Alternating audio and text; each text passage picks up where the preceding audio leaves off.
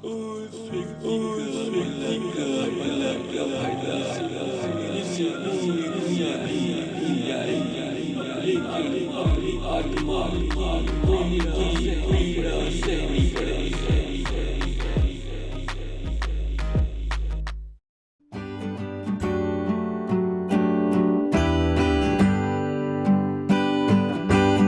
तुमको यहोवा लोहे के भट्ठे के सरीखे मिस्र देश से निकाल ले आया है, इसलिए कि तुम उसकी प्रजारूपी निज भाग ठहरो, जैसा आज प्रगट।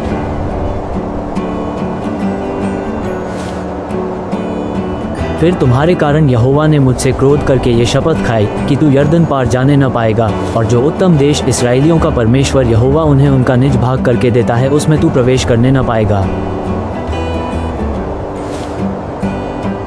किंतु मुझे इसी देश में मरना है, मैं तो यरदन पार नहीं जा सकता, परंतु तुम पार जाकर उस उत्तम देश के अधिकारी हो जाओगे। इसलिए अपने विषय में तुम सावधान रहो, कहीं ऐसा न हो कि तुम उस वाचा को भूलकर जो तुम्हारे परमेश्वर यहोवा ने तुमसे बांधी है, किसी और वस्तु की मूर्ति खोदकर बनाओ, जिसे तुम्हारे परमेश्वर यहोवा ने तुमको मना किया है। क्योंकि तुम्हारा परमेश्वर यहोवा भस्म करने वाली आग है, वह जल उठने वाला परमेश्वर है। यदि उस देश में रहते रहते बहुत दिन बीत जाने पर और अपने बेटे पोते उत्पन्न होने पर तुम बिगड़कर किसी वस्तु के रूप की मूर्ति खोदकर बनाओ और इस रीति से अपने परमेश्वर यहोवा के प्रति बुराई करके उसे अप्रसन्न कर दो, तो मैं आज आकाश और पृथ्वी को तुम्हारे विरुद्ध साक्षी करके कहता हूँ कि जिस देश के अधिकारी होने के लिए तुम यरदन पार जाने पर हो उसमें तुम जल्दी बिल्कुल नाश हो जाओगे और बहुत दिन रहने न पाओगे, किंतु पूरी रीति से नष्ट हो जाओगे। और यहोवा तुमको देश देश के लोगों में तितर बितर करेगा, और जिन जातियों के बीच यहोवा तुमको पहुँचाएगा उनमें तुम थोड़े ही से रह जाओगे। परंतु वहाँ भी यदि तुम अपने परमेश्वर यहोवा को ढूंढोगे तो वह तुमको मिल जाएगा। शर्त यह है कि तुम अपने पूरे मन से और अपने सारे प्राण से उसे ढूंढो।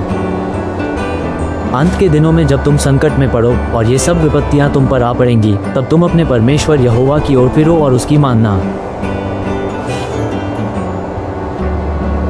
क्योंकि तेरा परमेश्वर यहोवा दयालु ईश्वर है, वह तुमको न तो छोड़ेगा और न नष्ट करेगा, और जो वाचा उसने तेरे पितरों से शपथ खाकर बांधी है उसको नहीं भूलेगा।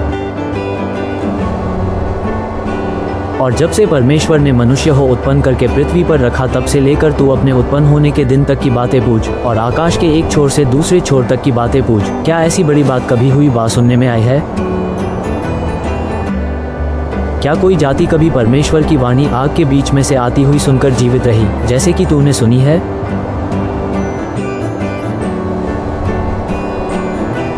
फिर क्या परमेश्वर ने और किसी जाति को दूसरी जाति के बीच में निकालने को कमर बांधकर परीक्षा और चिन्ह और चमत्कार और युद्ध और बली हाथ और बढ़ाई हुई भुजा से ऐसे बड़े भयानक काम किए, जैसे तुम्हारे परमेश्वर यहोवा ने मिस्र में तुम्हारे देखते किए?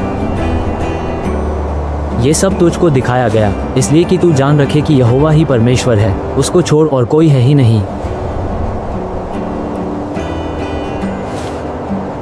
आकाश में से उसने तुझे अपनी वाणी सुनाई कि तुझे शिक्षा दे, और पृथ्वी पर उसने तुझे अपनी बड़ी आग दिखाई, और उसके वचन आग के बीच में से आते हुए तुझे सुन पड़े।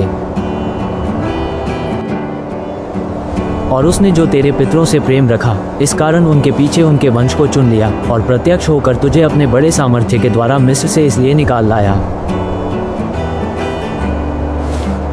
कि तुझसे बड़ी और सामर्थी जातियों को तेरे आगे से निकाल कर तुझे उनके देश में पहुंचाए और उसे तेरा निज भाग कर दे, जैसा आज के दिन दिखाई पड़ता है। सो आज जान ले और अपने मन में सोच भी रख कि ऊपर आकाश में और नीचे पृथ्वी पर यहोवा ही परमेश्वर है और कोई दूसरा नहीं। व्यवस्था विवरण 4:39।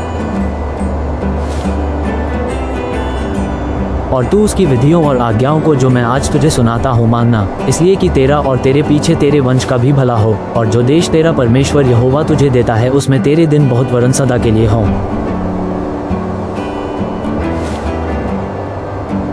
तब मूसा ने यरदन के पार पूर्व की ओर 3 नगर अलग किए, इसलिए कि जो कोई बिना जाने और बिना पहले से बैर रखे अपने किसी भाई को मार डाले, वह उनमें से किसी नगर में भाग जाए और भागकर जीवित रहे।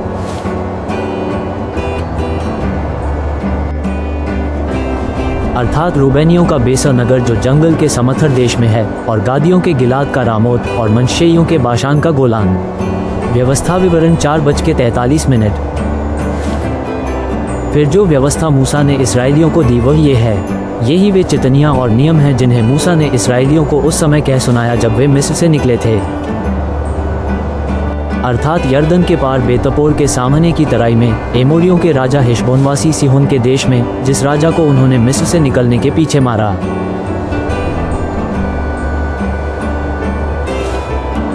और उन्होंने उसके देश को और बाशान के राजा ओग के देश को अपने वश में कर लिया। यर्दन के पार सूर्योदय की ओर रहने वाले एमोरियों के राजाओं के ये देश थे। ये देश अर्नोन के नाले के छोर वाले अरोए से लेकर सियोन, जो हेर्मोन भी कहलाता है, उस पर्वत तक का सारा देश, और पिसगा की सलामी के नीचे के अराबा के ताल तक, यर्दन पार पूर्व की ओर का सारा अराबा है।